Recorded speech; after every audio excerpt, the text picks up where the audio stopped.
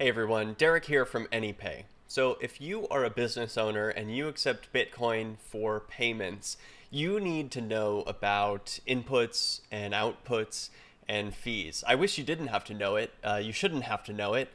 But unfortunately, because of the way BTC works, you really need to know this. So let's say you own a hot dog stand and you sell hot dogs for $3 and you have 100 customers in a day. You've got $300 of BTC. Pretty cool. All right, maybe you want to go buy a PlayStation.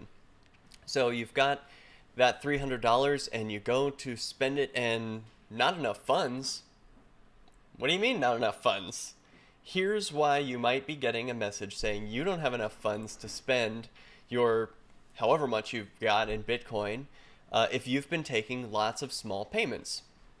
So every time one of your customers pays you, that's a $3 input that's going into your phone. So you've got all these inputs, and then when you spend Bitcoin, you've got an output, maybe an output and a change address. So you've got a ton of inputs. Sometimes it's only one and one, but in this case, you've got 100 different inputs making up that $300. Now today's fee, next block fee, I just looked this up before recording this video, is $5.89. So that is $5.89. That's not $5 from 300. That's $5 on top of every input into the system. So your balance is $300. That's 100 payments of $3. But the fees to spend that $300 is $589. So that's 100 times $5.89. Now that's next block. You don't always need to pay the next block fee. You could pay a much lower fee. You could pay maybe 1 Satoshi per byte, and that would be about 4 cents today. So 4 cents, times 100. So you're paying a $4 fee. It's much more reasonable. Maybe you'd get $296 of value out of that BTC that you've earned. But is that ever going to confirm?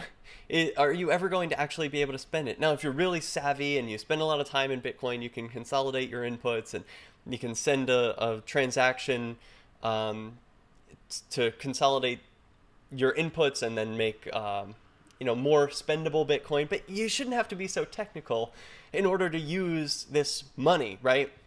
Money should be good for payments. You should be able to spend, $3, $100. It doesn't matter. So if I am reaching out to tell you this because there is actually a vendor, a person who's been using AnyPay in Philadelphia, accepts BTC, does not accept BCH. And someone recently made a really cool video where they went around the city trying to spend Bitcoin over the weekend, and they had to spend BTC at this vendor because she doesn't accept BCH yet. And I was like, I don't think you know about the challenges that you're going to face when you go to spend that BTC. Maybe you already do, maybe you're very savvy and you know this already, but I think many people don't know this. So BCH and Bitcoin SV and lots of other systems, they have much lower fees. So for example, the fee for Bitcoin SV is something like half a Satoshi per byte. It's way less than maybe even 1/100th of a penny. So in spending this $300, instead of $589 in fees, you would have, let's say, $1 total. Or maybe, yeah, it probably wouldn't even be, if it's 1/100th of a penny, then it would be 1 cent would be your total fee. So there's a really big difference in usability. So I just want you to know this. I think many people don't know this, and they're going to be really surprised when they go to spend their BTC if they've got a bunch of small inputs. It could be a nightmare for a business owner. I mean, imagine, what are the profit margins on a hot dog? And it's all getting wiped away. Not just the profit margins, but like all of the money gets wiped away. You've got $300, you can't even use it. Can't spend a dime. You got to spend $500 just to move that 300. Well, if you only have 300, it's not going to work. So, man, this is a really broken system, and I don't know if anyone even knows it.